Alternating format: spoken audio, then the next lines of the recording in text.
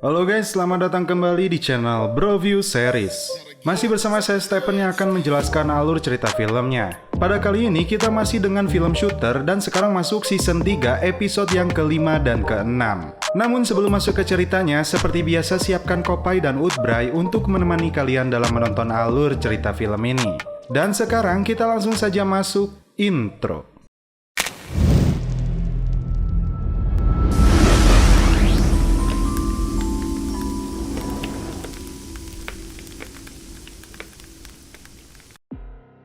Di awal film, diperlihatkan foto Early Swagger pada tahun 1970 dan Bob Lee akan mencari penembak kedua. Julie kemudian datang dan menyarankan Bob Lee untuk menghubungi asosiasi veteran demi mencari identitas pria dengan tongkat tersebut. Untuk menghilangkan stresnya, Bob Lee kembali melatih tembakannya.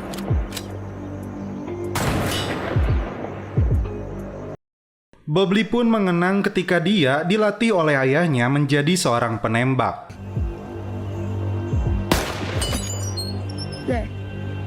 Mempunyai sifat yang keras kepala di antara keduanya membuat mereka beradu argumen. Hingga ayahnya mengingatkan Bob Lee seperti ini, tidak acungkan senjata kepada yang tidak ingin ditembak. Lalu dia memberi contoh rekannya yaitu Guy Teres yang tertembak kakinya ketika iseng dengan seorang anak. Bob Lee kemudian menghubungi asosiasi veteran dan mendapatkan sebuah nama yaitu Kopral Guy Teres. Kemudian, Red Bama senior yang baru saja naik mobilnya langsung tancap gas. Dan ternyata itu bukan supirnya, namun itu adalah tim pembersih Atlas. Dia meminta Red senior untuk mendapatkan kartu enkripsi secepatnya. Jika tidak, sasaran selanjutnya adalah dia sendiri. Dan terlihat supirnya telah tewas. Dan inilah film Shooter.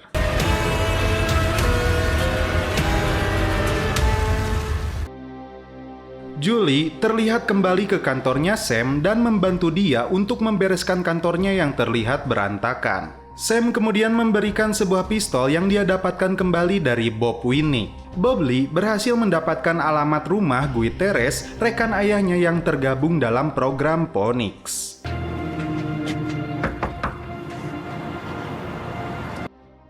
Guy Teres mengungkapkan dirinya tidak mengetahui tentang Atlas. Yang dia tahu ketika perang mereka menargetkan pimpinan Viet Cong dan ayahnya sebagai penembak jitu. Saat Bob Lee menanyakan kenapa kakinya pincang, dia bilang ditembak oleh penjaga dalam sebuah misi. Namun, Bob Lee tentu saja tidak percaya karena tidak sesuai dengan cerita ayahnya. Dan di sini Bob Lee sudah menebak, di luar ada satu orang yang sedang mengintainya. Dan inilah yang terjadi.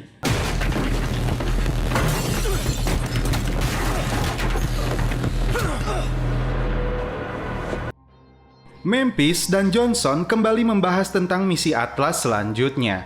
Atlas memerlukan kartu enkripsi terkait kotak Tuhan yang berkaitan dengan agenda mereka dan itu dipegang oleh Patricia Gregson. Dan mereka harus berupaya untuk mengorek informasi itu darinya. Kembali ke Bob Lee yang menuduh orang ini bukanlah Guy Teres asli. Terungkap di sini, Logan Circle di Washington DC adalah lokasi di mana mereka mendapatkan misi ini.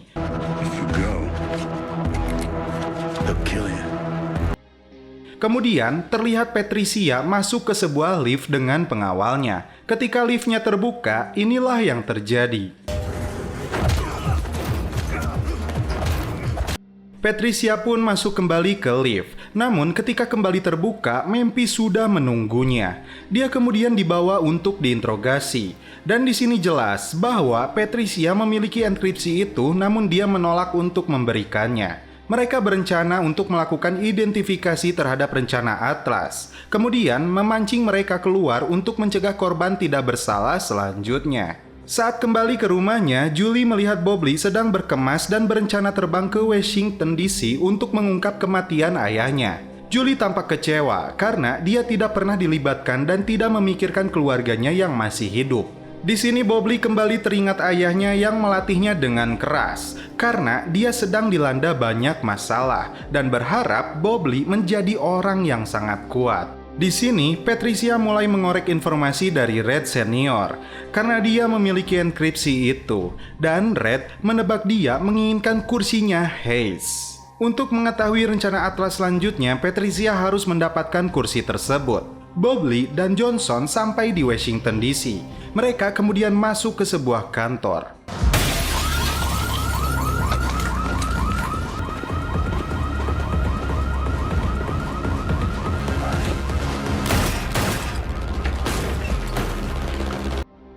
Ternyata tempat itu telah ditinggalkan. Tim Swagger berkumpul dan Memphis mengingatkan mereka harus bekerja sama untuk mengungkap ini semua. Mereka kemudian datang ke sebuah lokasi atas petunjuk dari Patricia. Saat Patricia mengambil enkripsinya, rupanya mereka telah diikuti oleh beberapa penjahat di sana. Hey man, can you open up that door?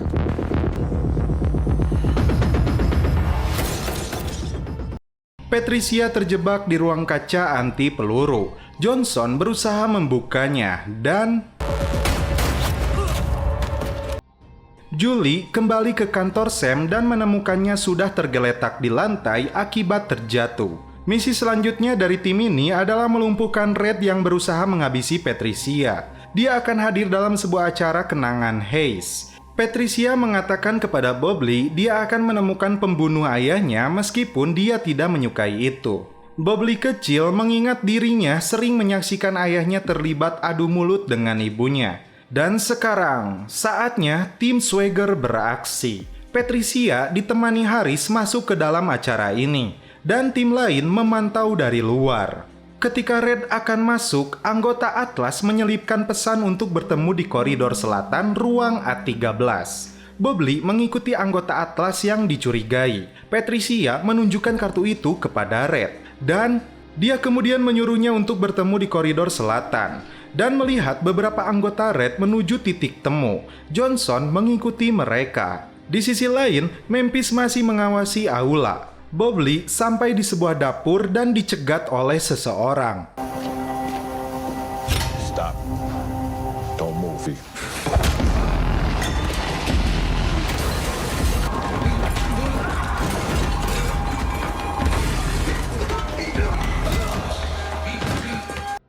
Johnson melumpuhkan satu anggotanya dan Memphis diikuti oleh dua lainnya. Tiba-tiba Carlita datang membantunya.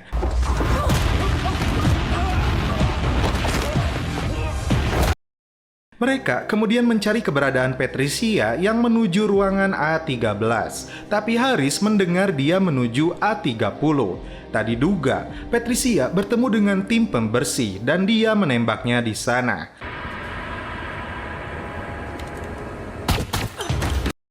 Dan ternyata kartu tersebut tidak berada di tangannya. Ketika tim kembali ke markas, tidak diduga dalam saku Haris terdapat kartu tersebut. Johnson sedikit memberikan saran agar Bobley cepat menyelesaikan tujuannya agar dia tidak terbebani terlalu lama. Dan kisah lama Bobley yang dinasehati oleh ayahnya agar kelak jangan memperlakukan buruk terhadap istrinya. Beban masalah ayahnya tidak semestinya dia tanggung sendiri. Bobley sadar dia telah bersalah kepada Julie dan akan segera pulang ke Texas.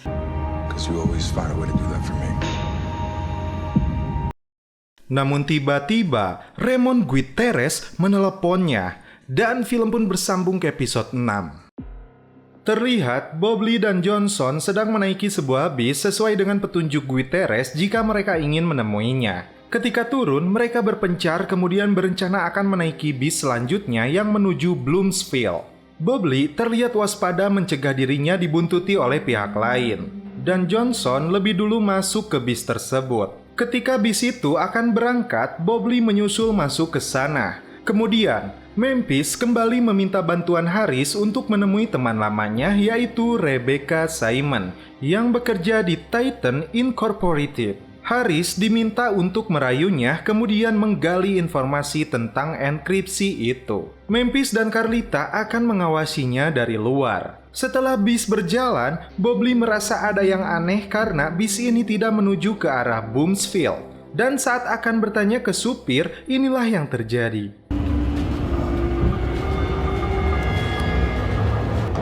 Gutierrez, nice to meet you. Dan inilah film Shooter.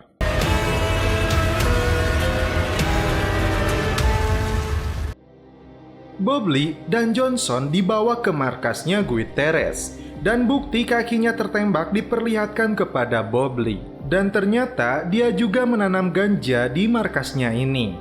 Dan untuk menghindari penyadap, mereka harus melepaskan bajunya. Kembali ke Haris dan Rebecca yang sedang membahas enkripsi, namun tiba-tiba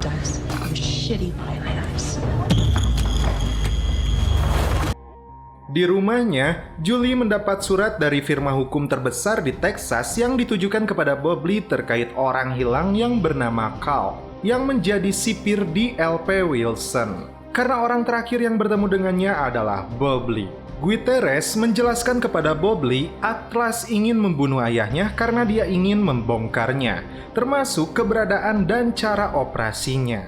Dalam kisah lamanya, Swagger kedatangan utusan Pentagon bawah tanah yang bernama Catherine Mayfield. Dia adalah otak di balik operasi mereka. Namun, dia punya kelemahan dalam taktik di lapangan dan Swagger mengajarkannya. Selama 40 tahun, perempuan ini merencanakan misi Atlas. Dan dalam sebuah misi, mereka tidak memakai seragam, kalung nama, bahkan senjatanya pun bukan buatan Amerika. Mereka mengincar seorang jenderal Vietcong yang menguasai pasar gelap. Saat masuk ke sana, Guterres tampak ragu menghabisi jenderal itu. Namun tidak bagi Swagger, bahkan seorang wanita pun terpaksa mereka habisi. Cerita ini tidak masuk akal bagi Bobley karena tidak sesuai dengan kepribadian ayahnya yang dia kenal. Johnson mencoba meyakinkan Bobley bahwa itu bisa saja terjadi karena tekanan dalam medan perang. Namun Bobley membalikannya atas pengkhianatan yang pernah dia lakukan kepadanya. Kembali ke Memphis dan Haris. Rebecca tampak kecewa kepada Haris atas apa yang terjadi kepadanya. Rebecca memberikan informasi enkripsi itu bisa dibuka di lantai 7 gedung Titan. Tapi dia tidak mau masuk. Dan cerdiknya, Carlita mencuri ID card-nya. Dan kemudian Rebecca memaksa untuk pergi meskipun sekarang nyawanya sedang terancam. Karena wajahnya mirip Memphis dan dialah yang akan masuk. Julie datang ke tempat Red Senior dan Red Junior. Junior langsung mengusirnya, namun Senior menerimanya. Julie mendapat informasi surat penyelidikan tersebut dibiayai olehnya. Red Senior berdalih, keluarga Kalp meminta bantuannya, namun Julie tidak akan membiarkan hal itu terjadi. Pembersih Atlas datang ke rumah Rebecca dan dipastikan dia tewas. Kembali ke kisah lama Guterres yang tertembak kakinya.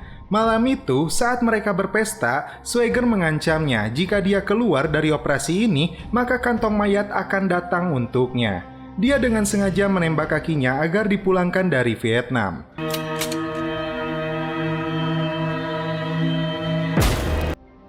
Bobley kembali tidak percaya dengan ceritanya. Beberapa pekan sebelum tewas, Swagger meneleponnya untuk membongkar Atlas. Dan Catherine Mayfield menjadi penguasa Pentagon setelahnya. Kemudian, setelah pensiun, dia dimasukkan ke rumah sakit jiwa. Guterres menyarankan mereka memberikan apa yang Atlas inginkan atau menjauh darinya. Semakin menggali, maka akan semakin menderita. Memphis menjalankan misinya masuk ke gedung Titan dan menyamar menjadi Rebecca. Dan saat akan masuk ke ruangan khusus, CCTV merekamnya. Kemudian, Memphis menghubungkan kartu enkripsi itu yang dia bawa. Lalu, muncul sebuah map tentang presiden di Gedung Putih, kemudian wapres dari Observatorium Angkatan Laut. Carlita dan Haris yang berjaga di luar mendapat telepon dari Bobley dan mereka menuju ke sana. Setelah selesai, Memphis tidak bisa keluar dari ruangan tersebut. Tim pembersih Atlas terlihat masuk ke gedung Titan. Begitupun banyak polisi gadungan yang ikut masuk ke sana. Bobley pun menelepon 911 bahwa terdapat bom di gedung ini. Dia kemudian masuk ke sana untuk menyelamatkan Memphis.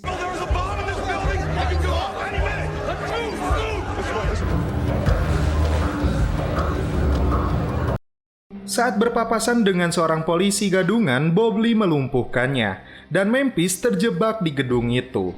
Johnson dan Carlita melihat mobil polisi yang dipakai oleh anggota Atlas. Memphis bersembunyi karena salah seorang melihatnya dan ini yang dilakukannya.